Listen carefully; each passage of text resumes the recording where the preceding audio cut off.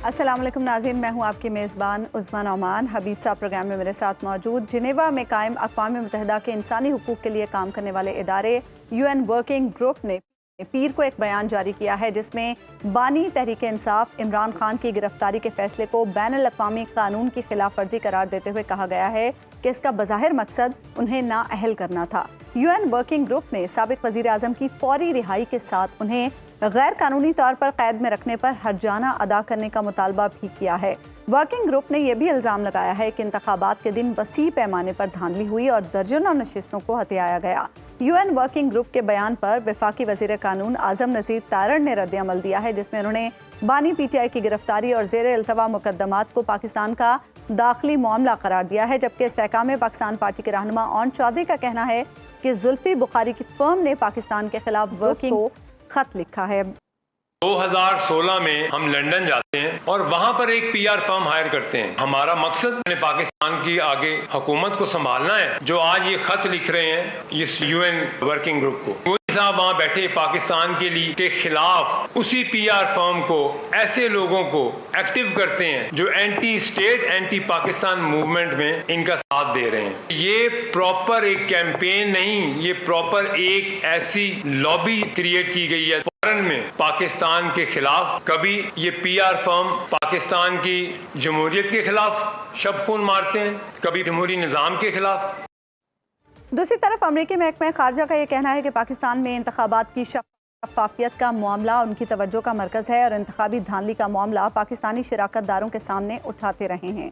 तहरीक इंसाफ की अगर हम बात करें तो वह इन दिनों अंदरूनी खलफिशार का शिकार नज़र आ रही है। इस हवाले से गुज़श्ता रोज़ होने वाले पार्टी की कोर कमेटी का इजलास काफ़ी अहम है जिसमें कई अहम फैसले और करारदादें मंजूर हुई और इनका अव्वल व आखिर मकसद पार्टी को यकजा रखना था। कुछ लोग ये कह रहे हैं कि दाल में कुछ तो काला है जिसकी वजह से ये सब कुछ हो रहा है। आखिर क्या वजह है कि दुनिया इमरान खान की रिहाई और इंतखाबात में धांधली की तहकीकात का मुतालबा कर रही है, लेकिन ऐसी मौसर आवाज़ और हिकमत अमल हमें PTI की तरफ से देखने में नहीं मिल रही। इसी तमाम तर सूरत हाल पर हम बात करेंगे। प्रोग्राम में हम ज्वाइन करें पाकिस्तान तहरीक इंसाफ के सीनियर रहनुमा शेख वक्कास अकरम साहब। शेख वक्कास अकरम साहब, सबसे पहले तो आपसे ये जानना चाहेंगे, UN वर्किंग ग्रुप की जो रिपोर्ट आई है उसमें PTI की कोशिशों का कितना अमल दखल है? देखें, अगर कोशिशों से मुराद ये है जिस तरह हमारे मुखालिफिन कह रहे हैं कि इन्होंने बंदे हायर किए हैं या खुदा न खास्ता को PR फर्म्स को पैसे दिए हैं या लॉबिस्ट हायर किए हैं, तो इसको तो मैं बिल्कुल इस बात को रद्द करता हूँ कि खुदा न खास्ता ये इल्ज़ाम एक इतनी बड़ी ज़िम्मेदार इंटरनेशनल बॉडी पे लगाया जा रहा है जो सिर्फ़ पाकिस्तान के हवाले से नहीं, पूरी दुनिया में इलीगल डिटेंशन के हवाले से वो वर्किंग ग्रुप काम करता है और पॉलिटिकल इलीगल डिटेंशंस के ऊपर वो अपनी रिपोर्ट्स देता है। तो मैं ये समझता हूँ कि ये बड़ा हमारी मुखालिफ हुकूमत का, फस्ताई हुकूमत का बड़ा गैर ज़िम्मेदाराना फ़ेल है कि सिर्फ़ अपने आप को कवर करने के लिए आप इतने बड़े फोरम्स की जो है क्रेडिबिलिटी को आप चैलेंज कर रहे हैं। तो मैं ये समझता हूँ कि जो इमरान खान साहब के हवाले से उनकी ऑब्जर्वेशंस आई हैं वो इसलिए हैं कि पूरी दुनिया के सामने आप कर रहे हैं जो कर रहे हैं। आपने कौन सा गोला रखा हुआ है, आपने कौन सी कोई शर्म या हया से काम लिया हुआ है? आप जो बेहूदगियाँ, जो टॉर्चर, जो फस्तायत कर रहे हैं वो ओपन है, सोशल मीडिया बता रहा है, TV बता रहा है, ओवरसीज़ पाकिस्तानीज़ वहाँ पे एहतजाज करते हैं, पाकिस्तानी यहाँ पे एहतजाज करते हैं, on the floor of the house तकरीरें होती हैं। ब्रिटिश हाई कमिश्नर जो है वो यहाँ आसमा जहांगीर साहिबा के हवाले से जो एक कॉन्फ्रेंस होती है उसमें जो गुफ्तगू करती हैं और फिर अमेरिकन जो फॉरेन कमेटी के हवाले से जो रेजोल्यूशन आती हैं उसके बाद भी आप समझती हैं कि हमने किसी को इन्फ्लुएंस करना है? क्या दुनिया सो रही है? क्या दुनिया अंधी है? पाकिस्तान में बहुत सारे स्टेक्स हैं इंटरनेशनल कम्युनिटी के और उस हवाले से वो पाकिस्तान पे नज़र रखते हैं। मैं ये समझता हूँ कि दुनिया जाग रही है, आपको देख रही है और मैं तंबीह करना चाहता हूँ इस हुकूमत को कि इस रिपोर्ट को आप किसी सेशन जज की रिपोर्ट मत समझिएगा जिसको उठा के रद्दी की टोकरी में फेंक दिया।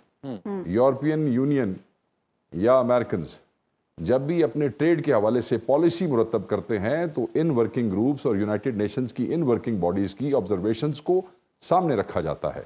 आपका सारा ट्रेड जो है और उसकी पॉलिसीज के हवाले से बनाई जाती है। जो मेजर कॉरपोरेशंस दुनिया में काम कर रही हैं बिजनेस की, बहुत बड़ी बड़ी कंपनीज जो इन्वेस्ट करती हैं थर्ड वर्ल्ड कंट्रीज में, जिनके पास हम जाते हैं पैसे मांगने के लिए कि आप आए इन्वेस्टमेंट करें, वो उसके जो शेयर होल्डर्स हैं उनमें ऐसे वर्किंग ग्रुप्स शामिल होते हैं, उनमें ऐसी ऑर्गेनाइजेशन शामिल होती हैं جو نہیں الاؤ کرتی ہیں ان کو بزنس ایسے ملکوں میں انویسٹ کرنا. سو میں بار بار کہہ رہا ہوں کہ یہ فسطائیت ختم کرے, یہ انلیگل ڈیٹینشنز کا سلسلہ پاکستان میں ختم کریں, ورنہ آنے والے دنوں میں ہمارے لیے, میں بار بار کہہ رہا ہوں, اسٹیٹ کے لیے, حکومت کے لیے, ہم سب کے لیے بحیثیت پاکستانی یہ درد سر بن جائے گا اور بہت بڑی مصیبت کی طرف ہم جا رہے ہیں. اچھا آپ یہ دیکھیں کہ جی ایس پی پلس ابھی بھائی ون لائنر, جب ہم جی ایس پی پلس کا کیس کئی سال لڑتے رہے ہیں یورپ میں, یاد ہے آپ کو کہ جی ہمیں آپ سٹیٹس دے دیں جی ایس پی پلس, کدی اور سانو کہندے سن کہ جی تسی پھانسیاں اپنے ملک چوں ختم کرو, کدی اور سانے کہندے سن کہ جی ہیومن رائٹس ابیوز ہو رہی ہیں وہ ختم کرو. جب تک ہم نے ان کے وہ سارے کے سارے چیزیں دور نہیں کی, جی ایس پی پلس کا سٹیٹس ہمیں نہیں ملا. یاد رکھیے گا, بالکل ایسے ہی. وہ صرف ہیومن رائٹس ابیوز کی وجہ سے انہوں نے ہمیں کہا جی اسی تو کاروبار نہیں کرنا, یورپ نے سانو نہیں کاروبار کرنے دیتا. تو یہ اب آپ کیا کروانے جا رہے ہیں اس ملک کے ساتھ؟ اچھا یہ بتائیے گا فواد چودھری صاحب, ذرا سوری فواد چودھری صاحب کا بڑا ذکر آیا اس وجہ سے کہ وہ بڑا اٹیک کر رہے ہیں اور ان کے ساتھ کچھ دوسرے لوگ بھی مل کے اٹیک کر رہے ہیں. آخر ان کا کیا انٹرسٹ ہے؟ وہ تو بڑا علل اعلان کہتے ہیں کہ میں تو پارٹی چھوڑ کے ہی نہیں گیا, میں تو پارٹی میں واپس آنا چاہتا ہوں اور میں پارٹی کا حصہ ہوں, لیکن وہ اٹیک میں کہیں آپ کی ذات بھی آ جاتی ہے. اٹیک میں کیا ہوتا ہے ابھی بھائی؟ اٹیک میں آپ کی ذات بھی آ جاتی ہے ان کے اٹیک میں. اچھا نہیں, میں آپ کو بتاتا ہوں. پہلے تو میں مختصر بات کروں گا اس پہ. فواد چودھری صاحب ہمارے بھائی ہیں اور ان کے ساتھ ایک بڑا درینہ تعلق ہے دوستی کا. میں اسی بات سے شروع کروں گا. میں ساتھ یہ بھی کہوں گا کہ آپ نے اپنی بات میں ہی دو باتیں کر دی. یعنی کہ آپ نے کہا وہ کہتے ہیں کہ میں چھوڑ کے ہی کبھی نہیں گیا, مگر ساتھ آپ کہہ رہے ہیں کہ وہ کہہ رہے ہیں کہ میں واپس آنا چاہتا ہوں. جی بالکل, یعنی کہ میں چھڑ کے بھی نہیں گیا مگر میں واپس آنا چاہتا. اگر تسی کچھ شاید چھڑی نہیں تو تسی واپس کتنے آنا چاہتے ہو, تو یہ گل تے مک گئی جی. اچھا دوسری بات جو ہے وہ بڑی امپورٹنٹ ہے کہ وہ جو دیکھیں ہمارے پہ حبیب بھائی press conferences, forced conversions, defections, torture, illegal detentions, form 47, campaign کی پابندیاں, بندوں کو لالچ سے دور کرنا, بندوں کو ڈرا کے, یہ سارے حربے استعمال کیے جا سکے ہیں. اب ہمیں یہ نظر آ رہا ہے کہ پی ٹی آئی کی موجودہ لیڈرشپ کو انڈرمائن کرنے کے لیے ایک اور حربہ استعمال کیا جا رہا ہے. رادہ جہاں تک رہے گی میری ذات کی بات اور فواد چودھری صاحب کی بات, میں صرف یہ کہوں گا کہ میں اس پہ بات نہیں کرنا چاہتا. اس لیے بات نہیں کرنا چاہتا کہ ہمارے کچھ بھائی میڈیا میں اٹینشن چاہتے ہیں جن کا تعلق اس وقت ملک کی کسی بھی پارٹی سے نہیں ہے. میری ذات کی کوئی اہمیت نہیں ہے. اس وقت پاکستان تحریک انصاف کے لیے بہت بڑے بڑے چیلنجز ہیں. سب سے بڑا چیلنج میرے قائد, میرے لیڈر کی رہائی ہے, ہمارے اسیران کی رہائی ہے, ہمارے مینڈیٹ کی واپسی ہے. یہ کچھ ہمارے موصوف دوست یہ چاہتے ہیں کہ ہم اپنی اٹینشن وہاں سے ہٹا کے ایک ان نیسیسری, ایک نان ایشو کی طرف, ایک غیر ضروری بحث کی طرف لے جائیں. تو یہ فیصلہ کیا ہم سب نے کہ اس قسم کے دوستوں کی کسی بات کا کوئی جواب نہیں دیا جائے گا. یہ خود ہی بول کے 3-4 دن تھوڑی بھی ریٹنگ شیٹنگ بچ جائے گی, چینلز دیے بولن گے کھپن گے, جدوں کوئی جواب نہیں دے گا تو کہانی اپنے آپ ختم ہو جائے گی جی. So as a party nobody will respond. میرے وہ بھائی ہیں, میرے دوست رہے ہیں, وہ میرے خلاف جو مرضی باتیں کرتے رہے, میں اپنی ذات کے لیے ان کو معاف کرتا ہوں. میں نے پہلے بھی اگر بات کی تھی تو جب پارٹی پہ بات آئی تو بات کی تھی. ذات کے حوالے سے مجھے کوئی ایشوز نہیں ہے. دوست ایک دوسرے سے باتیں کرتے رہتے ہیں. یعنی پرانے ماموں کے لیے نو لفٹ کے لیے ہم نے بہت قربانیاں دی ہیں. یعنی پرانے ماموں کے لیے آپ نے کور کمیٹی کے کور کمیٹی کے اندر قرارداد بھی آ گئی ہے آپ کے ساتھ, وہ بھی شیئر ہو گئی ہوگی. تو میرے خیال میں پارٹی نے کہا ہے بھائی تسی انہوں کھپن دیو, بول دینے بولن دیو.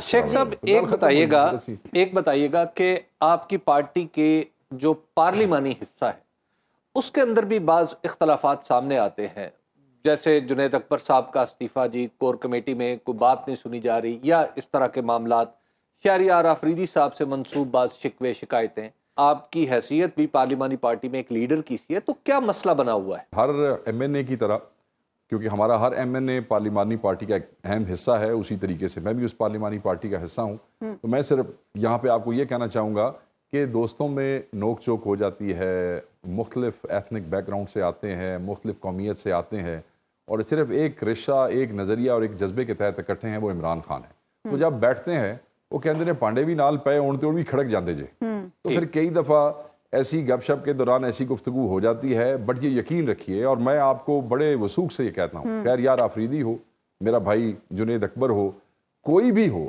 وہ عمران خان سے، عمران خان کے ایجنڈے سے، عمران خان کے نظریے سے دور نہیں ہے. آپس کی گپ شپ ہے، اس سے کوئی فرق نہیں پڑتا. آپ ابھی دیکھ لیں جو یونٹی کا ڈسپلے ہوا ہے ڈیورنگ دی بجٹ، کیا شہریار آفریدی نے میرے ساتھ مل کے، پوری پارٹی کے ساتھ مل کے، عمر ایوب کے ساتھ مل کے کیا پورا کردار ادا نہیں کیا؟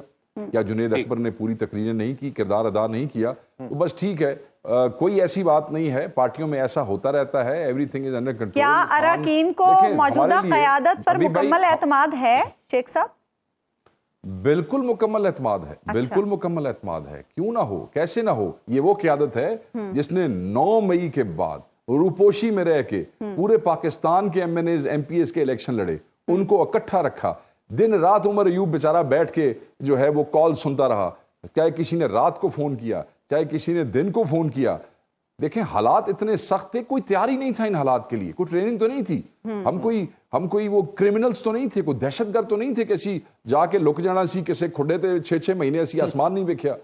تو ان حالات کے اندر جو لوگ پارٹی کو اکٹھا کر کے یہاں تک لے آئے ہیں، آپ سمجھتے ہیں کہ ان پہ ہمیں اعتماد نہیں ہے؟ ہمیں ان پہ پورا اعتماد ہے.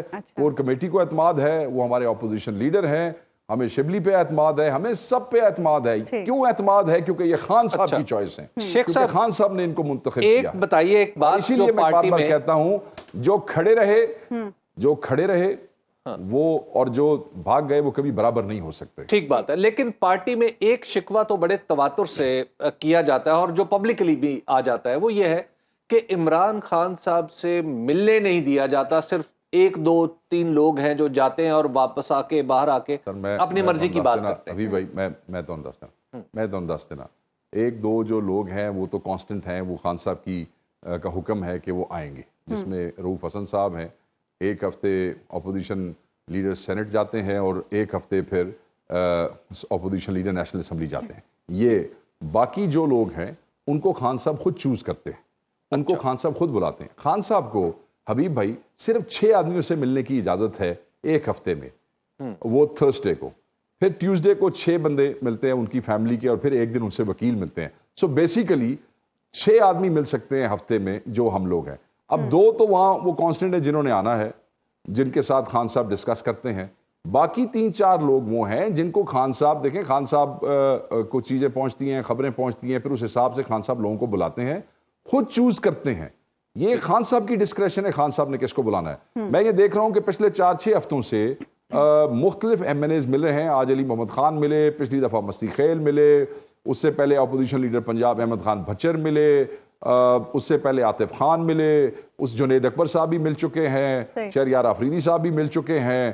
تو یہ سب 1 دفعہ مل چکے ہیں. اب جب ہفتے میں ملنے ہی 6 آدمیوں کو دیا جائے گا، جس میں سے 2 کانسٹنٹ ہیں اور باقی 4 تبدیل ہونے ہیں، اور اس کا فیصلہ بھی عمران خان نے کرنا ہے، تو یہ گلا جو ہے اگر کسی کو ہے تو میں سمجھتا ہوں کہ عمر بھائی جو ہے وہ بیٹھ کے انہیں سمجھا دیں گے اور وہ سمجھ جائیں گے. اچھا شیخ صاحب، مخصوص نشستوں کا معاملہ بڑا مگر میں ذاتی طور پہ سمجھتا ہوں، مگر میں ذاتی طور پہ سمجھتا ہوں کہ اگر ہم نے عدالت میں یہ پٹیشن بھی کی ہوئی ہے، یہ بھی آپ ضرور اپنے ذہن میں رکھیے گا کہ آپ 6 بندے نہیں، 24 بندوں کو ملنے کی اجازت دیں کم از کم، تاکہ خان صاحب اپنے زیادہ سے زیادہ ایم این ایز اور ایم پی ایز کو مل سکیں، تاکہ ان لوگوں کی جو تشنگی ہے لیڈر کو ملنے کی وہ دور ہو سکے. اچھا شیخ صاحب، مخصوص نشستوں کا معاملہ بڑا امپورٹنٹ ہے آپ لوگوں کے لیے، لیکن کیس ہم دیکھ رہے ہیں لٹکتا ہی جا رہا ہے. باغلی ہیرنگ 9 جولائی کو چلی گئی ہے، تو اس پر کیا پی ٹی آئی کو کوئی تشویش ہے؟ کہتے ہیں بڑی تشویش ہے جی، بڑی تشویش ہے. مطلب ایک طرف آپ سیٹرڈے سنڈے کو بھی کیس سنتے ہیں اور پھر تسی سیدھی تاریخ دے چھڑ دے 9 جولائی کی. میں کسی کنٹیمپ میں نہیں آنا چاہتا. عدالتوں کا معاملہ ہے، عدالتوں کو عوام بھی دیکھ رہی ہے، دنیا بھی دیکھ رہی ہے، اور تاریخ بھی لکھے گی کیا ہو رہا ہے یہاں پہ. ہر چیز دیکھ رہی ہے نا، آپ لوگ بھی دیکھ رہے ہیں. میں یہ سمجھتا ہوں لوگ یہ کہتے ہیں، لوگ یہ کہتے ہیں، وہ صافی بتا رہے تھے، کہتے ہیں جی کہ کم ہو رہا ہے علیحدہ علیحدہ، یہ جڑا زیادہ ٹائم لے رہے ہیں نا، علیحدہ علیحدہ کم ہو رہا ہے. دیکھو ادھر نتیجہ کی نکلتا جی.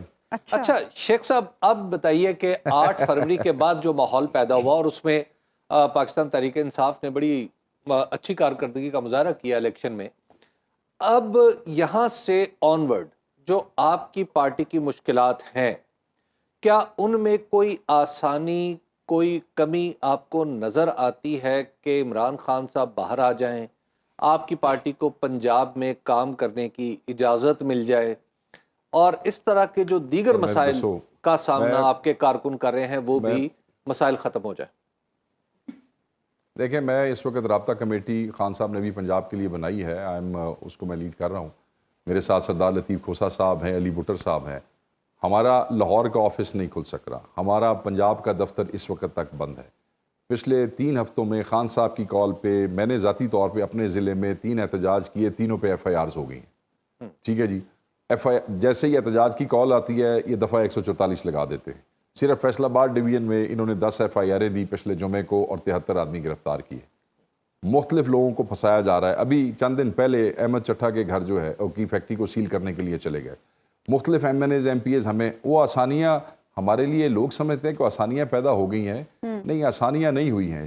طریقہ کار شاید تبدیل ہو گیا ہو، کچھ بندے روپوشی سے باہر آ گئے ہیں، انہوں نے حلف لے لیے ہیں، مگر ان کے لیے مثلا گجرانوالہ میں ہمارے ایم این ایز واپس جا ہی نہیں سکتے ہیں. اچھا، ان کی وہاں ان کو ڈسٹرکٹ میں ہی نہیں گھسنے دیا جا رہا، ڈویژن میں ہی نہیں گھسنے دیا جا رہا. ہاں، ہمارے لیے آسانی تب ہوگی جب ہمارا قائد باہر آئے گا، ٹھیک ہے، تو جس کوئی سے ہمیں امکان انرجی ہے؟ ملتی ہے. جب وہ باہر آئے گا تو سر ہم سب کیا کر رہے ہیں حبیب بھائی؟ یہ جو بار بار ہمیں کہا جاتا ہے جی کہ یہ اسٹریٹجی نکلا، اب دیکھیں جو میجر کالز آنی ہے وہ خان صاحب کی طرف سے آنی ہے. اس کے علاوہ نیچے عمر ایوب ہو گئے، گور ہو گئے، ہم سب ہو گئے جو پنجاب میں بیٹھے ہیں.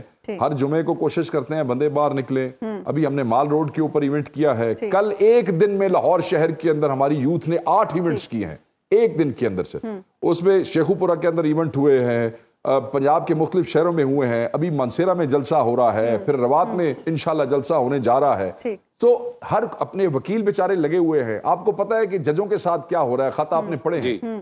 ہمارا ہر آدمی اگر کوئی دعا کر سکتا ہے تو دعا کر رہا ہے، اگر کوئی لڑ سکتا ہے پرامن طریقے سے لڑ رہا ہے، اگر کوئی وکیل ہے تو وہاں جنگ لڑ رہا ہے، فلور آف دا ہاؤس لڑ رہے ہیں، یہاں آپ کے ٹاک شوز میں بیٹھ کے مقدمے لڑ رہے ہیں. پنجاب میں فسطائیت کی حد ہے. پنجاب میں تو ہم موو نہیں کر سکتے، سیولین مارشل لا ہے پنجاب میں. اس کے باوجود ہم کوشش کر رہے ہیں کہ نکلے، پرچوں کو میٹر نہیں کر رہے. سو خان نکلے گا، سب لگے ہوئے ہیں اپنی اس کوشش کے اندر. یہ صرف چند لوگ ہیں جو اس وقت رہی صحیح لیڈرشپ جو ہے خان کی غیر موجودگی میں اس کو بدنام یا انڈرمائن کر کے اپنی دکان چمکانا چاہتے ہیں. تو ایک کوئی نہیں ہونا جنہوں نے روپوشیوں کے اندر خان کے نام پہ ٹکٹیں نکالی ہیں، آپ ان کو بریک کریں گے. آپ کی سوچ ہے. شیخ صاحب، ایک طرف تحریک انصاف جے یو آئی سے مذاکرات کی کوششیں کر رہی ہے، دوسری طرف ہم دیکھ رہے ہیں سنی اتحاد کونسل کی طرف سے یعنی صاحبزادہ حامد رضا صاحب جو ہیں وہ کچھ ایسے بیانات دیتے ہیں جس سے تھوڑا سا ابہام آ جاتا ہے کہ شاید تحریک انصاف اور سنی اتحاد کونسل ایک پیج پر نہیں ہے. دیکھیں، نہیں، اس وقت تو تحریک انصاف کے سارے ایم این اے سنی اتحاد کونسل کے ایم این ایز ہیں، اور خان صاحب نے ٹرسٹ کیا. خان صاحب نے جو ہے وہ سنی اتحاد کونسل کی لیڈرشپ کے خلاف تو کوئی وہ نہیں دیا اور اپنی ساری پارٹی ان کے حوالے کر دی. ان کا ایک بیک گراؤنڈ ہے ماضی کا، جے یو آئی ایف کا اور سنی اتحاد کونسل کا. وہ میرے خیال میں حبیب بھائی بہتر سمجھتے ہوں گے، ان کے ذہن میں ہوگا. وہ ایک کسی حوالے سے میں تو سمجھتا ہوں کہ اس وقت تو دونوں ہی بڑی جو ہے وہ کم از کم سنی اتحاد کونسل کے بارے میں تو کہہ سکتا ہوں کہ یہ ماڈریٹ پولیٹیکل پارٹی ہے، مگر ایک بیک گراؤنڈ رہا ہے ریلیجیس سیکٹیرین حوالے سے جس میں یہ سینگ اڑتے ہیں اور اڑتے رہے ہیں ماضی میں. مگر حامد رضا صاحب کوئی بھی ایسا کام نہیں کریں گے جس سے پاکستان تحریک انصاف کے لیے کوئی مشکل ہو یا ہمارے اور ان کے قائد عمران خان کے لیے کوئی پریشانی ہو. میری ان سے بات ہوئی ہے، ایک ماضی ہے، کئی دفعہ ایسی چیزیں ہو جاتی ہیں، مگر وہ کبھی بھی خان کا یا تحریک انصاف کا نقصان نہیں کریں گے. ٹھیک ہے، بہت بہت شکریہ. شیخ وقاص اکرم صاحب ہمارے ساتھ موجود تھے. ایک بریک ہم لیں گے ناظرین، بریک کے بعد واپس آئیں گے تو حبیب صاحب سے گفتگو. ویلکم بیک ناظرین. حبیب صاحب، پہلے کانگریس کی قرارداد، پھر امریکی محکمہ خارجہ کا یہ بیان کہ پاکستان میں شفاف انتخابات کے معاملہ ان کی توجہ کا مرکز ہے اور اس معاملے پر وہ شراکت داروں سے بات بھی کرتے رہے ہیں، اور اب یہ report U N working group کی، پاکستان پر کیا امپیکٹ ہوگا اس کا؟ ایک تو بات یہ سمجھ لیجئے کہ دنیا میں اب کسی بھی ملک کا جو بڑا اندرونی معاملہ ہے وہ خالصتاً اس کا معاملہ نہیں. پوری دنیا میں یہ جو معاملے جن کو ہم کہتے ہیں نا کہ ہمارا اندرونی معاملہ، جیسے داخلی معاملہ ہے، جیسے ہمارے وزیر قانون نے بھی کہا ہے، یہ کہنا آسان ہے، یہ دنیا اس کو نہیں مانتی، ورنہ دنیا میں تو پھر یونائٹڈ نیشن کا وجود ہی ختم ہو جائے. ایک بات. دوسری بات یہ ہے کہ آپ دیکھ لیجئے انڈیا کی جو ریلیجس منورٹیز کے حوالے سے جو رپورٹ آئی تھی وہ بھی آئی تھی نا. آج کل افغانستان کا ایک مسئلہ بنا ہوا ہے کہ افغانستان میں جو سب سے بڑی رکاوٹ ہے اس کے تسلیم کیے جانے میں طالبان کی حکومت کو، وہ یہ ہے کہ وہ نمبر 1 وہ پولیٹیکلی انکلوسیو نہیں ہے، یعنی وسیع البنیاد حکومت نہیں بنا رہے، اور دوسری بات یہ ہے کہ خواتین کو تعلیم، ان کی تعلیم حاصل کرنے میں رکاوٹیں پیدا کر رہے ہیں۔ تو یہ تو، اور طالبان کا کیا موقف ہے کہ یہ ہمارا اندرونی معاملہ، داخلی معاملہ، دنیا مان رہی ہے اس بات کو؟ نہیں مان رہی، ہاں بالکل نہیں مان رہی۔ اسی طرح آپ دیکھیں گے کہ جب دنیا کے اندر جب اس طرح کے معاملات جو براہ راست بنیادی انسانی حقوق سے جڑ جاتے ہیں، وہ اتنے آرام سے آپ ان کو نہیں برش اسائڈ کر سکتے کہ یہ ہمارا داخلی معاملہ ہے۔ دوسری بات یہ ہے کہ جس انداز سے یہ جو ادارے ہیں جو دیکھتے ہیں، خاص طور پر یہ جو ورکنگ گروپ ہے یونائٹڈ نیشن کے HR کمیشن کا، اس نے جس انداز سے دیکھا ہے اس معاملے کو، وہ بالکل وہ ہمارا ہی طے کردہ معیار ہے۔ یعنی اس نے اپنی رپورٹ میں یہ بتایا ہے کہ یہ جو معاملات خراب ہیں عمران خان صاحب کے ساتھ، انہوں نے پاکستانی قانون کے تقاضے بھی لکھے ہیں اس میں۔ اچھا، پاکستانی قانون کا معیار تو ہمارا اپنا بنایا ہوا ہے نا، ٹھیک ہے، وہ تو کسی اور نے نہیں بنایا۔ انہوں نے یہ بھی لکھا ہے کہ انہیں نااہل کرنے کے لیے کیا اب یہ دیکھیے کہ وہ معیار تو ہمارا اپنا بنایا ہوا ہے۔ اسی طرح پھر انہوں نے ہمارا دستور، اس کو بھی کوٹ کیا ہے، تو کیا دستور بھی انہوں نے بنایا ہوا ہے؟ تو یہ تو ہمارے اپنے طے کردہ معیار ہے۔ تیسرے وہ کنونشنز اور جو اقوام متحدہ کے ساتھ ہمارے معاہدے ہیں، یعنی وہ معاہدے جو تمام دنیا نے قبول کیے ہیں اور ان پہ ہم نے بھی دستخط کیے ہیں، ان کنونشنز پہ یا کووننٹس پہ، اب جن پہ، اور پھر دوسری کیٹیگری میں انہوں نے رکھا ہے کہ جناب پاکستان نے اس معاہدے پہ بھی دستخط کیے ہیں، اس معاہدے پہ دستخط کیے ہیں، اس معاہدے پہ بھی دستخط کیے ہیں، یعنی گویا ہم نے پاکستان کے قانونی نظام کے ساتھ ساتھ دنیا میں چلنے والے قانونی نظام کو بھی ایڈمٹ کیا ہوا ہے، ٹھیک ہے۔ اسی وجہ سے انہوں نے کہا کہ چونکہ آپ پارٹی ہیں، چونکہ آپ نے وہ معاہدوں پہ سائن کر رکھے ہیں، اس لیے ہم اس معاملے کا نوٹس لے رہے ہیں، اور یہ داخلی معاملہ، اور یہ اس طرح پھر آپ کا معاملہ اسٹرکٹ سینس میں داخلی نہیں رہتا۔ صحیح ہے، آپ حکومت سے حکومت، یعنی امریکہ کی حکومت تو یہ کہہ سکتی ہے کہ داخلی، لیکن اقوام متحدہ کو آپ کیسے کہیں گے؟ اقوام متحدہ کو آپ کو مطمئن کرنا پڑتا ہے۔ اور دوسری بات ہے کہ یہ اس کے ریپرکشنز ہوتے ہیں اس طرح کے معاملات کے، اور پھر اس میں ایک اہم بات جو ظاہر ہے حکومت نہیں بتا رہی، وہ یہ ہے کہ انہوں نے باقاعدہ طور پر ایک خط لکھا تھا، یہ اسی رپورٹ پہ، اس رپورٹ میں انہوں نے کہا ہے کہ جناب یہ جو ہم نے 7 نومبر 2023 کو خط لکھا تھا، اچھا 7 نومبر 2023 کو خط لکھا گیا تھا حکومت پاکستان کو، اس کا جواب ہی نہیں دیا۔ اچھا جی، جب اس کا جواب نہیں دیا تو اس کے بعد پھر انہوں نے اپنی کارروائی شروع کر دی۔ انہوں نے اپنی رپورٹ جاری اب بھی انہوں نے یہ لکھا ہے کہ جناب آپ تشریف لائیں، اگر آپ کو اس رپورٹ پہ کوئی اعتراض ہے تو آپ تشریف لائیں، ہم سننے کے لیے تیار، شیئر کریں۔ اچھا، اب پھر یہ سوچیں کہ جو ابھی بات ہو رہی ہے لابیز کی یا پتہ نہیں کیا، میں یہی آپ سے پوچھنا چاہتی کہ زلفی بخاری صاحب کے خط پہ اتنا کچھ ہو گیا؟ اچھا دیکھیے، جب آپ انٹرنیشنل سسٹم کو نہیں سمجھتے نا تو پھر آپ اسی طرح کی باتیں کرتے ہیں کہ آپ کو دیکھیں جی خط ہو گیا جی، لابی فرمز ہیں اور یہ ہیں اور وہ ہے۔ اب یہ جن لوگوں نے لکھا ہے نا، یہ جن لوگوں نے یہ رپورٹ تیار کی، میں ان کے آپ کو ذرا کریڈینشلز بتاتا ہوں۔ اب اس گروپ کے جو سربراہ ہیں نا، ان کا تعلق ہے نیوزی لینڈ سے، اور انہوں نے LLM کیا ہوا، وہ نون انٹرنیشنل لوئر ہے، جیورسٹ ہے۔ اس کے بعد جو دوسری رکن ہے نا، وہ یوکرین سے تعلق رکھتی ہے، اور یہ کون ہے؟ جو یورپین جو ہیومن رائٹس کی ایک عدالت تھی، یہ اس کی جج رہی ہیں۔ اس کے بعد ایک رکن کا تعلق جو ہے وہ ملیشیا سے، ٹھیک ہے، ایک جو رکن ہے وہ اس کے جو ہے وہ ایکواڈور سے، اور وہ PhD ہیں لاء میں، اور دنیا میں ان کی کتابیں پڑھائی جاتی ہیں۔ اور جو ایک رکن ہے ان کا تعلق زیمبیا سے ہے، اور وہ آپ کو پتا ہے کہ وہاں کے چیف جسٹس ہیں۔ اچھا جی، سب کے سب کوالیفائڈ، سب کے سب، آپ ان کی ذرا دیکھیے نا، ان کے CVs کیا ہے، ان کے پروفائلز تو دیکھیے نا۔ جب آپ دیکھتے ہیں تو آپ کیا سمجھتے ہیں کہ اس درجے کے لوگ ایک خط پہ وہ سارے نتائج اخذ کر لیں گے جو انہوں نے اس خط میں لکھے ہیں. ایسا نہیں ہوتا. اچھا اس وقت بریک پہ جانے سے پہلے اون چودھری صاحب میدان میں آئے ہیں اور کہہ رہے ہیں کہ میں پی ٹی آئی کے خلاف بڑے ثبوت ہیں وہ رکھوں گا سامنے سب کے. دیکھیے اون چودھری صاحب کے پاس جو ثبوت تھے غالباً ان کا تو خاتمہ ہو چکا ہے. اچھا وہ ثبوت تھے جن کا وہ فراہم کر چکے ہیں گواہی کی صورت میں عدالت میں کہ جو وہ طلاق اور شادی اور عدت کے مسائل میں. ٹھیک ہے. اس کے بعد وہ الیکشن جیت گئے. ٹھیک ہے. اب وہ الیکشن جیتے نہیں. فارم 45 کچھ اور کہہ رہا تھا, انہیں فارم 47 مل گیا. صحیح. جب وہ عدالت گئے جی پھر انہیں فارم 47 مل گیا. تو اب وہ کیوں میدان میں اچھا ہیں؟ اب وہ میدان میں آ جائے تو اس سے فرق کیا پڑ رہا ہے؟ ہاں مطلب اس سے مجموعی طور پر صورتحال میں کیا فرق پڑ رہا ہے؟ کوئی فرق نہیں, وہ irrelevant ہے. دیکھیے ایرریلیونٹ تو کہنا ذرا سخت لفظ ہے. بات یہ ہے کہ آپ کے پاس کچھ ہونا چاہیے نا. ٹھیک ہے. یہ دعوے کیے نہیں جاتے, یہ کر کے دکھائے جاتے. کر کے دکھائے جاتے. ٹھیک ہے. اگر آپ کے پاس ثبوت ہیں تو آج وہ پیش کر دیے جاتے. اب ان کے پاس جو کچھ بھی ثبوت اور ان کی گواہیاں تھی نا, وہ اس دن کے بعد تو نہیں وہ کوئی ثبوت اور گواہی ان کے پاس رہی نا. زبانی جمع خرچہ ہے. ان کے پاس جو کچھ تھا وہ لیمو کی طرح نچوڑ چکے ہیں. ٹھیک ہے. ایک بریک ہم لیں گے ناظرین, بریک کے بعد واپس آئیں گے مخصوص نشستوں کے کیس کے حوالے. ویلکم بیک ناظرین. سنی اتحاد کونسل کی مخصوص نشستوں کے کیس میں سپریم کورٹ کا یہ کہنا ہے کہ مخصوص نشستوں کا تنازع الیکشن کمیشن کی غلطیوں کی وجہ سے پیش آیا. سپریم کورٹ کی ڈیوٹی نہیں کہ غلطی کو ٹھیک کرے. عدالت انصاف کے تقاضوں کا نہیں, آئین اور قانون کا اطلاق کرتی ہے. چیف جسٹس قاضی فائز عیسیٰ کی سربراہی میں فل کورٹ میں آج اٹارنی جنرل منصور عثمان آوان نے اپنے دلائل میں کہا کہ کم از کم ایک نشست جیتنے پر ہی سیاسی جماعت کو مخصوص نشستیں ملیں گی. جسٹس عطر من اللہ نے ریمارکس دیے کہ الیکشن کمیشن نے ایک سیاسی جماعت کو انتخابات سے باہر کیا. الیکشن کمیشن نے فیصلے کی غلط تشریح کر کے آئین کی سنگین خلاف ورزی کی. کیا ہم الیکشن کمیشن کی غلط تشریح کو قانونی قرار دیں؟ کیا کمرے میں موجود ہاتھی کو نظر انداز کیا جا سکتا ہے؟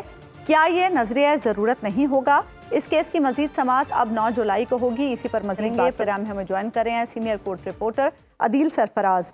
عدیل, کل جب ہماری آپ سے بات ہوئی تھی کیس کے حوالے سے تو آپ نے بتایا تھا کہ کل کی سماعت سے جو آپ نے ایک اندازہ لگایا کہ سچویشن 50-50 چل رہی ہے. آج کیا اندازہ ہے آپ کا؟ آج آپ اندازہ اس بات سے لگا سکتے ہیں کہ سماعت مؤخر کر دی گئی ہے 9 جولائی تک.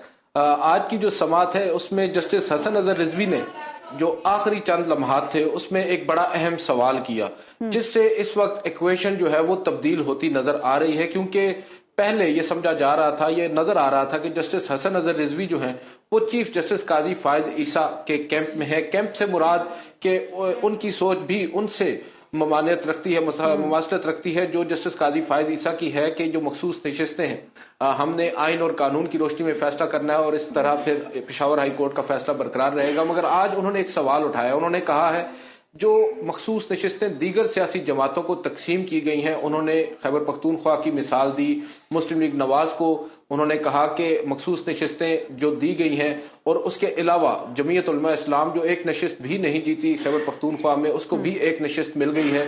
تو اس کے اوپر انہوں نے کچھ سوالات اٹھائے اور پھر جسٹس جمال خان مندوخیل نے بھی اس میں اپنا حصہ ڈالا. حصہ بقدر جسہ کی انہوں نے وہاں پر ایک ٹرم یوز کی جو کہ ایک فارسی کہاوت ہے. اس سے نظر یہ آ رہا ہے کہ جو ایکویشن کل ہمیں 50-50 نظر آ رہی تھی آج 60-40 ہو گئی ہے. ہم تو بہرحال ابھی تک بس وہ عامر لیاقت کے کہنے پر تکے ہی لگا رہے ہیں, مگر ابھی تک ہمیں نظر یہ آ رہا ہے کہ جو ججز صاحبان ہیں وہ اب کمپلیٹ جسٹس کی جانب راغب ہوتے نظر آ رہے ہیں. اور آج ایک لمحہ ایسا آیا کہ اٹارنی جنرل آف پاکستان نے کمپلیٹ جسٹس کو مکمل طور پر مسترد کیا اس کیس میں کہ کمپلیٹ جسٹس یعنی آئین کا جو آرٹیکل 187 ہے جو سپریم کورٹ کو یہ پار دیتا ہے ایکسکلوسیو کہ وہ کمپلیٹ جسٹس کر سکتی ہے کسی بھی مقدمے میں اس کو براڈ کر سکتی ہے.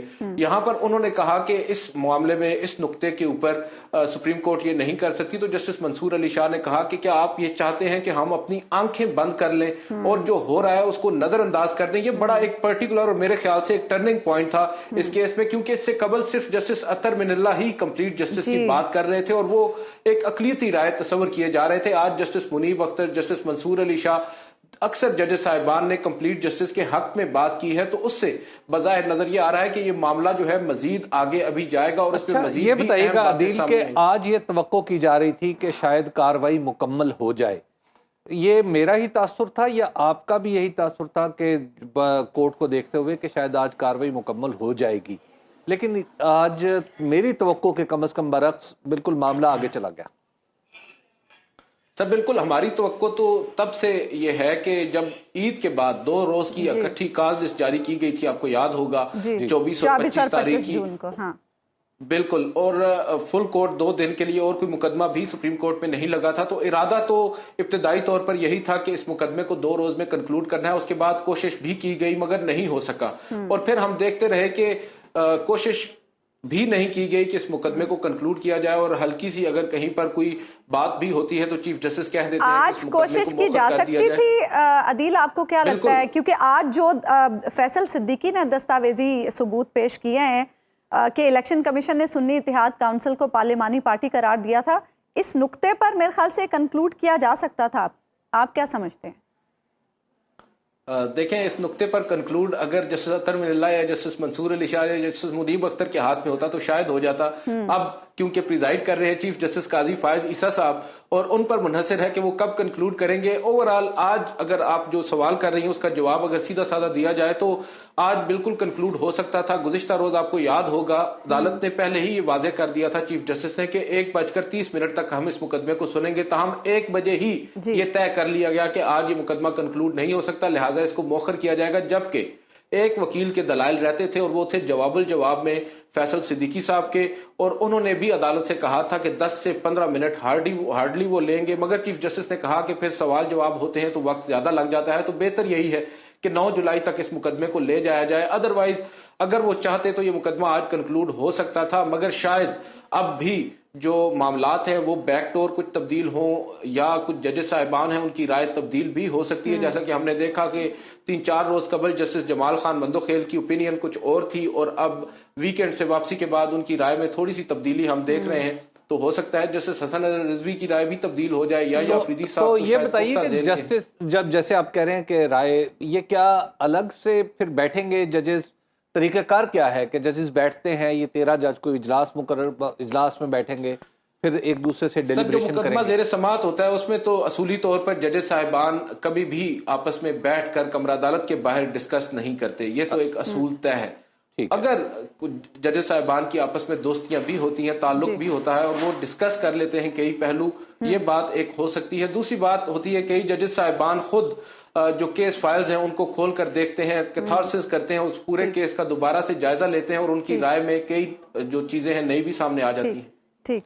اچھا عدیل، آج جوڈیشل کمیشن کا بھی تو اجلاس ہوا جس میں لاہور ہائی کورٹ کی چیف جسٹس کا انتخاب کیا گیا اور سندھ ہائی کورٹ کے چیف جسٹس صاحب کا انتخاب بھی کیا گیا. لاہور ہائی کورٹ کے حوالے سے تو بڑے خطوط بھی لکھے گئے تھے جسٹس قاضی فائز عیسیٰ صاحب کو کہ سینیورٹی کے اصول کو مد نظر رکھا جائے. جی بالکل، اور یہ واقعی آپ کی بات درست ہے. چیف جسٹس قاضی فائز عیسیٰ کو خطوط لکھے گئے یا نہیں یہ بڑی بات نہیں ہے. چیف جسٹس قاضی فائز عیسیٰ نے خود بڑے خطوط لکھے ہیں کہ سینیورٹی کے اصول کو نظر انداز نہیں کیا جانا چاہیے، چاہے وہ جسٹس آصف سعید کھوسہ ہوں، ثاقب نثار ہوں، بندیال ہوں یا پھر گلزار احمد، ان تمام کو ہی انہوں نے بطور ممبر جوڈیشل کمیشن خطوط لکھے ہیں. متعدد ججز صاحبان کی سپریم کورٹ میں ایلیویشن کے کیونکہ وہ جونیئر تھے، جسٹس منیب اختر کو دیکھ لیں، جسٹس عائشہ ملک کو دیکھ لیں، جسٹس محمد علی مظہر، جسٹس شاہد وحید، ان تمام کے ناموں پر جسٹس قاضی فائز عیسیٰ کا اختلاف رائے ریکارڈ پر موجود ہے. جسٹس عائشہ ملک، جسٹس محمد علی مظہر اور جسٹس شاہد وحید کے نام پر تو اجلاس ہوا. جسٹس قاضی فائز عیسیٰ غالباً اس وقت بیرون ملک اسپین میں موجود تھے، ویڈیو لنک سے شریک ہوئے اور ایک تنازع بھی ہوا. اور آپ کو یاد ہوگا پہلی دفعہ تاریخ میں جسٹس عمر عطا بندیال صاحب کو ایونچولی جو کچھ اس روز جوڈیشل کمیشن میں ہوا وہ منظر عام پر لانا پڑا اور انہوں نے آڈیو بھی سامنے آ گئی جاری کروا دی. بالکل بالکل. اور ایک انٹرسٹنگلی اگر آپ کے پاس 1 منٹ ہے تو میں آپ کو بتا دوں، ابھی حال ہی میں چیف جسٹس سے ہماری ملاقات ہوئی تو میں نے ان سے پوچھا کہ کیا اب بھی آڈیو ریکارڈنگ ہوتی ہے، کیونکہ اس وقت تو آپ نے بڑا شکوہ کیا تھا جسٹس بندیال سے کہ آڈیو ریکارڈنگ نہیں ہونی چاہیے اور ہمیں معلوم ہی نہیں تھا. تو اس پر انہوں نے اس سوال کا کلیئر کٹ جواب نہیں دیا اور انہوں نے کہا کہ مجھے معلوم نہیں ہے، شاید رجسٹرار آفس اپنے نوٹس لینے کے لیے کرتا ہو. جہاں تک تعلق ہے جسٹس عالیہ نیلم صاحبہ کا، تو اس کے اوپر اب باضابطہ طور پر یہ بات سامنے آ رہی ہے کہ جسٹس عالیہ نیلم کی جو بطور सीनियरिटी के तीसरे नंबर पर होने के एलिवेशन की गई है या उनको चीफ जस्टिस लगाया गया है, इससे जस्टिस मोहसिन अख्तर कियानी के भी चीफ जस्टिस बनने पर सवालात उठ सकते हैं और कल को यही प्रेसिडेंस इस्तेमाल किया जा सकता है उनके अगेंस्ट भी। कोई भी जज अगर उनसे हम मुताबिकत ना रखता हो तो वो शायद उनके। ठीक है, बहुत बहुत शुक्रिया आदिल सरफराज, आप हमारे साथ प्रोग्राम में मौजूद थे। हबीब साहब, आज की समात की अगर हम बात करें तो इलेक्शन कमीशन के वकील कह रहे हैं कि पार्लिमानी पार्टी मानने से कोई फर्क नहीं पड़ता, क्या वाकई? मेरा ख्याल है कि कुछ लोगों को जब बड़े वकील हों तो उन्हें कानून की बात करते हुए बहुत ज्यादा मोहतात होना चाहिए, क्योंकि उनका कहा हुआ भी कानून समझा जाता है। अगर मैं अटॉर्नी जनरल साहब की बात मान लूं कि इससे कोई फर्क नहीं पड़ता कि अब किसी को पार्लिमानी पार्टी डिक्लेयर किया है या नहीं किया, तो फिर जो दस्तूर में दी गई जिसके मतन पर बार बार चीफ जस्टिस साहब तवज्जो देते हैं वो 63A है।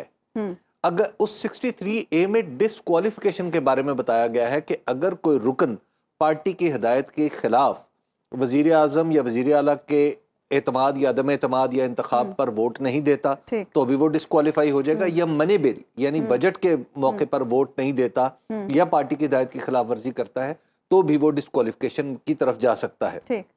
अब अगर किसी को पार्लिमानी पार्टी डिक्लेयर ही ना किया जाए, फर्ज किया एक पार्लिमानी पार्टी मौजूद ही नहीं, तो इसका मतलब है फिर 63A जो है वो तो इररिलेवेंट हो जाएगा। ठीक है ना, वो तो बिल्कुल इररिलेवेंट हो जाएगा। तो फिर ये कैसे मुमकिन है कि आप दस्तूर की एक शिक को महज अपने इस कौले ज़र्री की बुनियाद पे कहें कि जनाब इसकी चूंकि अहमियत नहीं है तो इररिलेवेंट नहीं है। इसीलिए जो इसी शिक के लिए आप देख लीजिए कि आज भी अगर नेशनल असेंबली की वेबसाइट देखें तो उसमें सुन्नी इत्तेहाद कौंसिल को अलग से पार्लिमानी पार्टी डिक्लेयर किया गया है और स्पीकर ने डिक्लेयर किया। अच्छा अभी साहब, जो क्लोजिंग की तरफ जाना है उससे पहले जस्टिस आलिया नीलम साहिबा लाहौर हाई कोर्ट की चीफ जस्टिस अब मुंतखब हुई हैं, उनकी तयनाती को आप कैसे देखते? देखिए, पहले तो ये सीनियरिटी प्रिंसिपल चल रहा था और जैसे अभी अदील ने भी बताया कि बहुत सारे इसके ऊपर जो इसरार था वो हमारे चीफ जस्टिस मौजूदा चीफ जस्टिस जनाब जस्टिस काजी फायज ईसा को था। अब ज़ाहिर है रूल्स में तरमीम की गई। अब रूल्स में तरमीम इस तरह की गई है कि जनाब अब ऊपर के जो 3 नाम हैं वो आया करेंगे जुडिशल कमीशन के पास और उसके बाद चीफ जस्टिस का तकर्रुर हो जाया करेगा। तो गोया सीनियरिटी प्रिंसिपल ही है किसी ना किसी दर्जे में, लेकिन उसको थोड़ा सा एक्सपेंड कर दिया गया है। तो जस्टिस आलिया नीलम साहिबा एक तो खातून होने के नाते मेरा ख्याल है कि पाकिस्तान की इज्जत में भी इजाफा होगा। पंजाब लाहौर और पाकिस्तान की सबसे बड़ी हाई कोर्ट की वो अब चीफ जस्टिस है और उम्मीद की जानी चाहिए कि वो इंसाफ भी करेंगी और इंसाफ के रास्ते में कोई किसी भी रुकावट को खातिर में नहीं लाएंगी। और ख़ास तौर पर 9 मई के मुकदमात उनके सामने पहले से लगे हुए हैं जिसमें बहुत सारे लोगों की ज़मानतें होनी हैं। वकला कहते हैं कि बहुत सारे लोग ज़मानत पे रिहा हो सकते हैं। तो अब मेरा ख्याल है कि उनका ये इम्तहान भी शुरू हो गया। ठीक है, प्रोग्राम का वक्त खत्म हुआ नाज़रीन, आपसे मुलाकात होगी इंशाल्लाह कल अल्लाह ने के बाद।